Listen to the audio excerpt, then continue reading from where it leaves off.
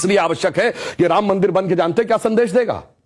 दुनिया का इतिहास भरा पड़ा है कि भाई भाई की गर्दन काट के गद्दी पे बैठा, बेटा बाप को मार के गद्दी पे बैठा। यह दुनिया को एक संदेश देगा कि एक ऐसा भी महापुरुष है, एक ऐसे भी भगवान है, एक ऐसी महान संस्कृति है जहां पिता के एक वचन के लिए संपूर्ण राज्य छोड़कर बेटा जंगल में चला जाता है। जहां जिसको राज मिलने वाला होता है वो खड़ाऊ रख के शासन करने लगता है, दूसरा भाई जंगल में चला जाता है। यह संदेश देगा।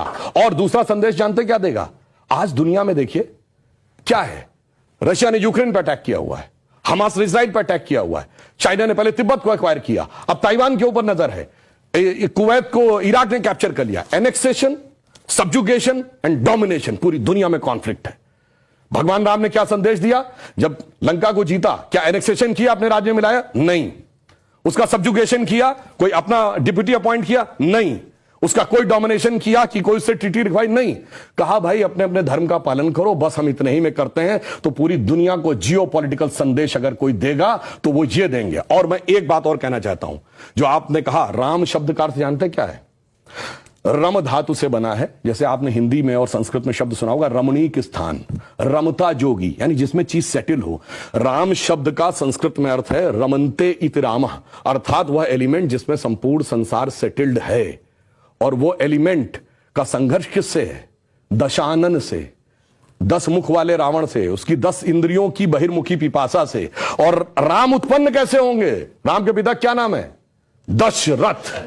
तो 10 इंद्रियों को रखेंगे तब भगवान, तब डिवाइन एलिमेंट आपके अंदर उत्पन्न होगा। Extrovert tendency of all the 10 senses को डिस्ट्रॉय करेगा और धर्म स्थापित होगा। जब ये कहने लगते हैं ये राम वो राम, तो मुझे जानते क्या नजर आता है? वही बच्चों को एलिमेंट्री पढ़ाया जाता है 1 2 3, फिर आगे जाके वो फ्यूचर में एमएससी मैथमेटिक्स भी करता है, बैलिस्टिक इक्वेशन भी बताता है।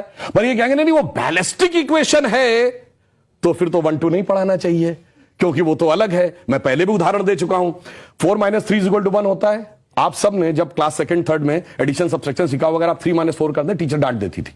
बेवकूफ, ये नहीं पता 3 - 4 नहीं हो सकता, पर 3 - 4 होता है -1। ये बताएंगे -1 का स्क्वायर रूट होता आई, जो सारी बैलिस्टिक इक्वेशंस का मेन अंग। तो उस लेवल पे पहुंचिए तो समझ में आएगा जिसको आप कह रहे हैं बचकाना है वो कितना आलीशान है, ये जाके समझ में आएगा। डॉक्टर कलाम से पूछिए तो -1 के स्क्वायर रूट का अंतर समझ में आएगा। तो राम की कथा बहुत गहरी है और इसीलिए रामचरितमानस क्यों लिखा है? राम के चरित्र को मन में धारण करिए। रावण हर चीज में राम से बड़ा था जब राम लीला कर रहे थे। वैसे तो वो ईश्वर है, हर चीज में बड़ा, पैसे में बड़ा, उनके बाद सोने की लंका, उसके बाद रावण रथी विरत रघुवीरा। अगर देखा जाए पावर में उनसे ज्यादा बड़ा, 10 आदमियों की ताकत उसको, उनसे बड़ा पंडित मुस्सा जोधा और ना कोई दूजा है। अपने शीशों को काट काट शंकर को मैंने पूजा। वो कहता इतने बड़े पुजारी तो राम भी नहीं थे। फिर किस कारण से वो हार गया?